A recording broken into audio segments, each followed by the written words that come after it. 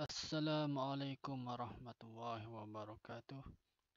Saya Rashid bin Ibrahim, JQB 190013, akan membentangkan mengenai terjemahan aspek budaya dalam terjemahan novel Mystery of the Burnt Cottage. Pengenalan. Bahasa ialah satu sistem simbol yang mempunyai makna. Bahasa digunakan untuk menyampaikan konsep, membuat pernyataan dan bertindak sebagai alat komunikasi antara penutur dan pendengar. Bahasa pertuturan biasanya bersifat sementara dan kekal lama menurut Holmes 2002. Manakala Chambers dan Trotgis 1980 menyatakan bahasa merupakan sekumpulan dialek yang bersaling faham antara satu sama lain.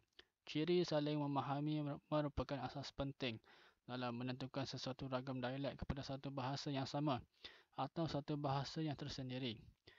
Bahasa juga sangat berkait rapat dengan sosiolinguistik, di mana merupakan cabang ilmu bahasa yang mempelajari dan membahas aspek-aspek kemasyarakatan bahasa, khususnya perbezaan variasi yang terdapat dalam bahasa yang berkaitan dengan faktor kemasyarakatan menurut Nababan 1984.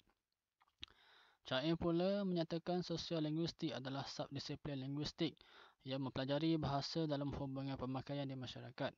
Boleh juga dikatakan bahawa sosiolinguistik membahas aspek-aspek kemasyarakatan bahasa, khususnya perbezaan dengan faktor-faktor kemasyarakatan sosial. Definisi terjemahan boleh dibahagikan kepada dua aspek, iaitu dari segi bahasa dan juga istilah.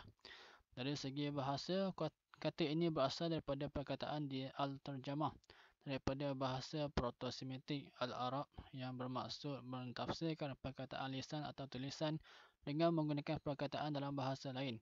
Perkataan terjemah itu sendiri mempunyai dua pengertian. Pertama, menterjemahkan teks atau buku daripada satu bahasa kepada bahasa yang lain, di mana ianya mempunyai hubungan rapat dengan pentafsiran dan penghuraian yang boleh ditemui dalam buku-buku sejarah, falsafah dan sains yang diterjemahkan oleh penterjemah bahasa Arab daripada bahasa lain. Kedua, bermaksud autobiografi. Menurut Harun al-Rashid Yusof 1991, kemungkinan perkataan terjemah datang ke dunia Arab dari zaman pra-Islam dalam kelompok bahasa Akkadia. Istilah ini sering digunakan dalam tulisan Arab tradisional dan Arab moden. Dari segi istilah pula, terjemahan lebih tertumpu kepada aktiviti yang melibatkan dua jenis bahasa atau lebih. Menurut Newmark 1988, terjemahan ialah kegiatan menterjemahkan makna sesuatu teks asal kepada bahasa lain berpandukan kepada apa yang diingini oleh penulis teks bahasa sumber, iaitu bahasa teks asal. Teori penterjemahan merupakan sebuah cabang dalam bidang linguistik yang melakukan penghuraian merangkumi aspek bahasa, budaya, komunikasi yang berperanan dalam amalan penterjemahan. Ianya merupakan sebuah kaedah yang membantu dalam tugas-tugas penterjemahan. Eugene Dulles 1964 pula mengemukakan 6 aspek penting dalam teori terjemahan, iaitu penyalinan semula maklumat, persamaan bukan keserupaan, persamaan sejadi bersahaja formal, persamaan terdekat dinamik, keutamaan makna dan kepentingan gaya. Latar belakang kajian. Bidang penterjemahan merupakan salah satu bidang ilmu yang telah lama bertapak di Malaysia. Proses penterjemahan sebenarnya tidak semudah yang difikirkan. Semasa menterjemah sesuatu bahan, penterjemah perlu berhati-hati memilih kaedah penterjemahan agar terjemahan yang dilakukan tepat. Terdapat pelbagai cabaran yang terdapat di dalam bidang penterjemahan. Cabaran terbesar dalam bidang penterjemahan ialah penterjemahan bahan yang mengandungi unsur budaya dari bahasa sumber ke dalam bahasa sasaran. Berdasarkan Kamus Dewan edisi keempat 2013, budaya didefinisikan sebagai tamadun, peradaban, kemajuan fikiran dan akal budi. Penterjemahan dapat dilakukan dengan baik jika dilakukan dengan secara semula jadi, yang dapat melintasi bahasa, budaya dan generasi. Keadaan ini akan membawa kepada pendekatan dan perkhususan budaya penterjemahan dengan analisis yang merangkumi tafsiran, pemindahan, adaptasi dan pertukaran. Sesuatu bahasa itu amat perlu difahami dengan baik agar setiap maksud dan penggunaannya dapat dikuasai yang akan memudahkan komunikasi dua hala. Hal ini kerana buku terjemahan yang ingin dibandingkan oleh pengkaji adalah bahasa terjemahan Melayu Indonesia yang sememangnya mempunyai perbezaan dari segi budaya dan keadaan setempat. Sorotan literatur. Nur Eliza Abdul Rahman, Raja Hazirah, Raja Sulaiman dan Najihah Abdul Wahid 2015. Tajuk kajian, penterjemahan unsur budaya dalam sandikata drama Flag of Truth. Hasil kajian, terdapat beberapa kaedah seperti kaedah peminjaman, penterjemahan literal, padanan budaya, padanan fungsian komplot dan modulasi telah digunakan untuk menterjemahkan unsur budaya. Kajian ini menyokong pendapat Abdul Basir 2002 di mana terdapat perbandingan antara dua bahasa iaitu bahasa Arab dan bahasa Melayu yang menumpukan kepada titik perbezaan antara kedua-duanya. Keadaan ini kerana penterjemah perlu menggunakan gaya penterjemahan yang hampir sama dengan penulisan karya asal dengan menyesuaikan unsur budaya dan pembaca sasaran. Oleh demikian, penggunaan strategi berdasarkan makna terjemahan sandikata sangat penting dalam melakukan penterjemahan berpaksikan kepada sumber asal teks. Walau bagaimanapun, penggunaan strategi ini akan mengurangkan ketepatan makna tetapi ia membantu pembaca atau penonton memahami makna supaya budaya dalam penyampaian maksud tidak tersasar. Arnida Abu Bakar, Sulhah Ramli dan Lubna Abdul Rahman 2017. Tajuk kajian, aspek semantik dalam terjemahan unsur budaya ke bahasa Melayu, kajian surah Al-Baqarah. Hasil kajian, pengkaji telah memilih kajian yang mempunyai kaitan dengan unsur semantik dalam terjemahan budaya. Pengkaji juga menggunakan pendekatan kualitatif dalam menganalisis teks. Hasil kajian didapati penterjemahan unsur makna merupakan sebuah pendekatan literal. Teknik perluasan transliterasi Rumi menjadi bantuan dan teknik dalam memberi bantuan dan gambaran bagi memahami unsur budaya berdasarkan teks asal Al-Quran Al-Karim. Husni Ma'asum dan Hoda Daftar pada tahun 2011. Tajuk kajian, An Analysis of Culture Specific Item in the Persian Translation of the Blindness based on New Marx Modern. Hasil kajian menyatakan setiap penterjemah sepatutnya mempunyai ilmu pengetahuan tentang unsur budaya. Hal ini kerana dalam terjemahan item khusus budaya merujuk kepada konsep dan perbendaharaan kata yang tersendiri dalam budaya tersebut. Oleh itu, kajian ini bertujuan untuk mengenal pasti strategi yang digunakan pakai untuk mencari item khusus budaya yang diaplikasikan oleh penterjemah dalam teks. Penterjemah dikatakan perlu mempertimbangkan budaya kerana situasi yang disebabkan faktor geografi, adat resam dan kepercayaan. Malahan faktor peribadi seorang penterjemah juga boleh mempengaruhi terjemahan. Katan 2013 dengan tajuk kajian Cultural Approach to Translation. Hasil kajian, aspek penterjemahan untuk budaya pula lebih menekankan aspek konteks dan budaya yang boleh diterima oleh pembaca. Sebagai contoh, Nida yang telah menterjemahkan kitab Bible telah menggunakan pendekatan antropologi untuk menerangkan teks sumber berdasarkan fungsi dinamik. Penterjemahan dikatakan tidak mencapai matlamat menyampaikan maklumat jika pembaca sasaran. Jika pembaca teks sasaran bermasalah memahami budaya yang terkandung dalam penterjemahan. Permasalahan kajian. Yang pertama, mengkaji apakah ciri-ciri penterjemahan yang digunakan penterjemah dalam novel Mystery of the Burnt Cottage karya Enid Blyton 1943. Yang kedua, mengkaji dan mengenal pasti ciri-ciri budaya yang terdapat dalam novel Mystery of the Burnt Cottage.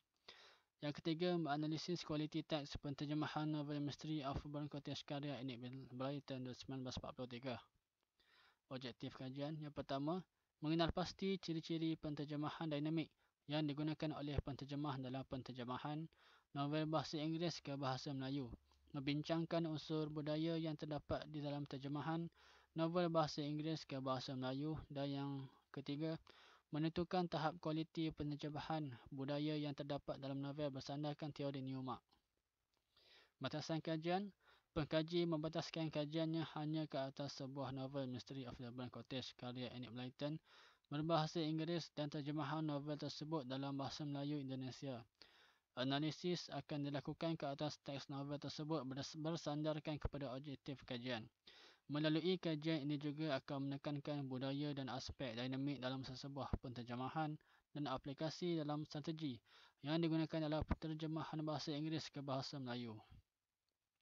Kepentingan kajian. Kepentingan yang terdapat dalam kajian ini ialah untuk melihat sejauh mana kajian penterjemahan yang dilakukan oleh penterjemah versi bahasa Melayu ini mendapati karya teks asal dalam bahasa Inggeris. Hal ini kerana penterjemahan yang dilakukan ini adalah di dalam bahasa Melayu Indonesia yang sering melakukan penterjemahan secara literal atau terjemahan secara langsung. Kebanyakan penterjemah pada masa kini dilihat melakukan penterjemahan secara mudah dan bersifat bebas dan tidak mengikut kepada teks asal. Hasil kajian ini diharapkan dapat membantu dan menyumbang ke dalam bidang penterjemahan bahasa Inggeris ke bahasa Melayu dan sebaliknya bagi menjamin kualiti dan hasil penterjemahan dalam bahasa Melayu. Sinopsis teks, latar belakang penulisan. Enid Marie Blyton adalah seorang penulis novel kanak-kanak kelahiran British. Lahir pada 11 Ogos 1897 dan meninggal pada 28 November 1968. Karya-karya beliau mendapat pujian daripada pengkritik beliau kerana teknik penceritaan dan watak-watak yang mudah diingati. Beliau terkenal kerana banyak menulis buku berdasarkan watak yang berulang-ulang dan ditujukan kepada kumpulan sasaran yang berbeza. Salah satu watak penulisan beliau yang terkenal ialah Dodie Five Famous dan Secret Seven. Karya beliau kebiasaannya merangkumi cerita penggambaraan dan fantasi yang dapat menjadi panduan buat pembaca. Sinopsis teks. Larry terlihat ada nyalaan yang datang daripada satu tempat di kampung melalui tingkap bilik tidurnya. Dia dan adiknya Darcy yang ingin melihat apa yang terjadi keluar dari rumah mereka untuk ke sana dan bertemu dengan Pip yang juga bersama dengan adiknya Bets yang juga ingin pergi ke lokasi nyalaan itu. Dalam perjalanan mereka diberitahu oleh seorang lelaki bahawa nyalaan itu datang daripada cottage milik Mr. Hicks yang dalam kebakaran. Setibanya mereka di sana, Mr. Gunn, polis di kampung itu mengusir mereka pergi dari tempat kejadian kerana dia tidak mahu kanak-kanak untuk berada di situ. Apabila Mr. Hicks tiba setelah pulang dari kereta api London, dia kelihatan hampir hilang kewarasan kerana teringatkan kertas-kertas dokumen penting yang berada di dalam cottage-nya yang terbakar. Kertas-kertas itu bernilai baginya kerana dikatakan bahawa kertas-kertas itu diinsurансkan. Empat sekawan itu bertemu keesokannya dan Pip memberitahu bahawa ternyata kebakaran itu bukan satu kemalangan tetapi satu kebakaran yang disengajakan. Mereka berkenalan dengan seorang kanak-kanak lelaki yang digelar Fatty. Singkatan daripada namanya iaitu Frederick Algernon Trotterville yang turut berada di cottage semasa kejadian malam itu. Fatty turut serta dalam kelab penyiasat mereka dan tertubuhnya Five Fine Otters and Dog anjing milik Fatty, Buster. Dengan tertubuhnya kelab itu dan Larry sebagai ketua mereka memulakan penyiasatan dan perbincangan mengenai kebakaran cottage Mr. Hicks. Suspek mereka dalam penyiasatan itu ialah seorang gelandangan tua, seorang yang bermusuhan dengan Mr. Hicks, seorang bekas pekerja Mr. Hicks dan seorang tukang masak. Mereka akhirnya menyedari bahawa kejadian kebakaran itu terjadi antara perbuatan Mr. Hicks yang disengajakan. Mr. Hicks membakar cottage-nya sendiri kerana dia ingin menuntut wang insurans. Mereka berlima ingin melaporkan perkara itu kepada pihak polis, tetapi mereka tahu bahawa Mr. Gunn tidak akan mempercayai kata-kata yang datang daripada kanak-kanak seperti mereka. Namun begitu, mereka dapat menyelesaikan misteri itu apabila mereka berkenalan dengan Inspektor Jenks, iaitu ketua kepada Mr. Gunn. Inspektor Jenks telah membantu mereka untuk menyelesaikan penyiasatan itu. Misteri kebakaran cottage selesai setelah Jenks sendiri menyoal siasat Mr. Hicks dan mendapati bahawa kata-kata Five Fine Otters and Dog adalah benar. Jenks berterima kasih atas bantuan mereka berlima. Meskipun misteri itu sudah diselesaikan, mereka masih lagi bersama sebagai Five Fine Otters and Dog. Kerangka teori. Pengkaji menggunakan pendekatan Newmark 1981 di mana model teori Newmark telah memperkenalkan dua jenis terjemahan, iaitu terjemahan komunikatif dan terjemahan semantik melalui unsur budaya. Terjemahan komunikatif ialah terjemahan yang mementingkan keberkesanan sesuatu. Terjemahan itu dalam memberi kesan terhadap pembaca seperti teks asal. Antara ciri-ciri terjemahan jenis ini ialah terjemahan yang dianggap sebagai berkurangan, lebih mementingkan fungsi, budaya bahasa terjemahan, pembaca dan juga mesej yang ingin disampaikan. Terjemahan semantik pula ialah terjemahan yang lebih menekankan kepada makna teks asal supaya selari maknanya dengan teks bahasa sasaran dan tidak menyalahi struktur semantik dan sintaksis bahasa kedua itu. Antara ciri-cirinya pula ialah terjemahan yang dikatakan berlebihan mementingkan penulis bahasa asal, makna dan maklumat yang banyak. Budaya yang digariskan oleh Newmark terbahagi kepada 5: ekologi, material, budaya sosial, organisasi, adat resam, aktiviti dan konsep, serta gerak laku dan tabiat. Ekologi merujuk kepada pemerhatian yang dilakukan oleh pengkaji terhadap bentuk muka bumi dan geografi sesebuah kawasan. Perkataan yang mendukung konsep tertentu dalam masyarakat barat seperti prairies, stephen tundras dan sebagainya. Sebagai contoh, teks sumber, it was early autumn and the sun was tapping the horizon. Teks sasaran, musim luruh baru sahaja bermula dan matahari baru hendak terbenam terawang. Penggunaan istilah tertentu bagi menggambarkan cuaca di Malaysia tidak sama dengan Amerika yang ada 4 musim adalah tidak sama dengan cuaca panas dan lembap sepanjang tahun. Material pula, penterjemahan budaya material merupakan skop yang tertumpu pada barang kegunaan harian yang menggambarkan ciri-ciri masyarakat pemakainya. Kebiasaannya dilihat melalui aspek makanan, pakaian, tempat tinggal dan sebagainya. Newmark 1988 menyatakan makanan merupakan ekspresi nasional sesuatu bangsa yang dapat diterjemah melalui beberapa kaedah. Contoh, teks sumber to fetch the rice crackers. Teks sasaran untuk membeli keropok beras. Budaya sosial melibatkan aktiviti penuh masyarakat seperti pekerjaan sebuah masyarakat, seperti pekerjaan, permainan dan riadah. Gettys et al. 1994 menggolongkan ini semua sebagai sosiofak, iaitu hal yang berkaitan dengan institusi formal dan tidak formal yang dikaitkan dengan ekonomi, politik, ketenteraan dan agama. Contoh, teks sumber, watch the other fishermen play Japanese chess. Teks sasaran, melihat nelayan lain bermain catur Jepun. Organisasi, adat resam, aktiviti, prosedur dan konsep merupakan aspek yang melibatkan sistem politik, kepercayaan dan adat dan antarabangsa. Gettys et al. Menggolongkan aspek ini ke dalam mentifak, iaitu yang berkaitan dengan pemikiran dan kepercayaan sesebuah budaya. Contoh, teks sumber, whose kernels were cracked for them by a benevolent spirit. Teks sasaran, sesiapa yang isi palmanya dipecahkan untuknya oleh semangat kebajikan. Gerak laku dan tabiat merupakan aktiviti perilaku yang menjadi kebiasaan dalam sesebuah masyarakat. Contohnya, masyarakat Melayu yang menggunakan tangan untuk makan, manakala masyarakat Cina menggunakan kayu penyapit dan masyarakat Barat menggunakan sudu dan garfu. Metodologi kajian. Kajian ini menggunakan kaedah kualitatif di mana menggunakan analisis teks Mystery of the Burning Cottage sebagai sumber dan teks sasaran bagi mencapai objektif kajian ini dan terjemahannya dalam bahasa Melayu. Data dikumpul melalui pembacaan dan terjemahannya. Setiap data yang diperoleh dianalisis secara deskriptif mengikut analisis teks terjemahan novel tersebut. Pengkaji juga menggunakan kaedah kuantitatif dan kualitatif bagi mengenal pasti penterjemahan dinamis dalam kajian ini supaya data mudah untuk dianalisis. Analisis perbincangan. Yang pertama, apakah ciri-ciri penterjemahan yang digunakan oleh penterjemah dalam novel Mystery of the Burning Cottage? Penterjemah menggunakan kaedah semantik yang mana lebih menumpukan dalam ketepatan penghuraian teks berdasarkan teks asal.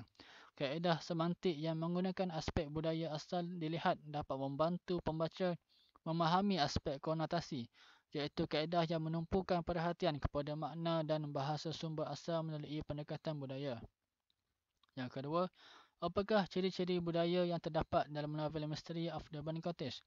Melalui pembacaan yang dilakukan pengkaji mendapati pendekatan yang digunakan oleh penterjemah adalah menggunakan pendekatan budaya yang dikemukakan Newmark 1988 melalui kerangka budaya yang terdiri daripada 5 aspek, iaitu ekologi, material, budaya sosial, organisasi, adat resam, aktiviti dan konsep, serta gerak laku dan tabiat. Penterjemahan budaya material atau artifak tertumpu kepada barang kegunaan harian yang menggambarkan ciri-ciri masyarakat yang melahirkannya. Kajian ini dapat dilihat melalui makanan, tempat tinggal, pakaian dan sebagainya. Contoh, Lily appeared a letter in her hand. Lily muncul bersama surat di tangannya. The notebook, the matchbox with the grey rat, and fetish drawing were carefully put behind the loose board. Buku nota, kotak mancis dengan kain kelabu dan lukisan fetish diletakkan di belakang papan yang longgar secara berhati-hati. Budaya sosial adalah satu aktiviti harian masyarakat dalam kehidupan seharian seperti permainan dan riadah. Sebagai contoh, An inspector is a very high up policeman. Seorang inspektor ialah anggota polis yang berpangkat sangat tinggi. The cook gave her a fish head wrapped up in paper. Tukang masak itu telah memberi satu kepala ikan yang dibalut di dalam kertas. Gerak isyarat dan tabiat dapat dilihat, contohnya masyarakat Melayu menggunakan tangan ketika makan yang berbeza dengan masyarakat Cina yang menggunakan kayu penyapit dan masyarakat Barat menggunakan garpu dan sudu. Sebagai contoh, a dog suddenly appeared and barked around the policeman's ankle in a most annoying way. Seekor anjing muncul secara tiba-tiba dan menyalak mengelilingi buku lali polis itu dengan cara yang paling menjengkelkan. Oh, and now I know why he kept on and on sniffing around Mr. Hicks' shoes. Oh, dan sekarang saya tahu kenapa dia sering menghidu sekitar kasut Mr. Hicks. Yang ketiga, bagaimana kualiti teks penterjemahan novel Mystery of the Burned Cottage 1948 karya Enid Blyton yang diterjemah dalam bahasa Melayu. Penterjemahan yang dilakukan adalah terlalu panjang dan kurang menepati kaedah terjemahan. Hal ini dapat dilihat banyak terjemahan dilakukan secara literal dan kurang menepati maksud asal penulis menggunakan terjemahan dinamik. Keadaan ini berlaku kerana penterjemah melakukan penambahan dan terjemahan yang dilakukan kebanyakan secara literal dengan penambahan yang menjadikan terjemahan terlalu panjang berbanding karya asal. Penterjemahan dilihat kurang tepat dan tidak menarik minat pembaca kerana terlalu banyak adaptasi dan peminjaman bahasa dilakukan. Keadaan ini berlaku kerana terjemahan novel tersebut dilakukan dalam bahasa Melayu Indonesia yang sangat banyak menggunakan kosakata bahasa Melayu Indonesia sehingga menjadikan maksud asal penulis mungkin mengalami penambahan. Kesimpulannya, penggunaan teori harus mempunyai hubungan dan kesinambungan dengan teks dan budaya bahasa terjemahan seperti yang dinyatakan Newmark 1988. Proses penterjemahan sesuatu karya teks perlu merangkumi semua aspek yang tidak hanya bertumpu pada sesuatu bahagian sahaja supaya proses penterjemahan yang dilakukan menarik dan menepati maksud teks asal. Setiap penterjemah perlu bersifat rasional dan tidak dipengaruhi emosi semasa melakukan penterjemahan dalam sesebuah karya. Hal ini kerana sesebuah karya yang diterjemahkan harus mirip kepada karya asal dan pembaca dapat memahami makna yang tersurat dan tersirat yang terdapat di dalamnya. Manakala dalam konsep penterjemahan melalui aspek budaya pula, penterjemah harus bertanggungjawab dan mempunyai etika yang tinggi dalam memastikan kualiti sesebuah karya terjemahan mencapai standard sama seperti karya asal dan sesuai serta mudah difahami oleh setiap lapisan pembaca. Sekian, terima kasih.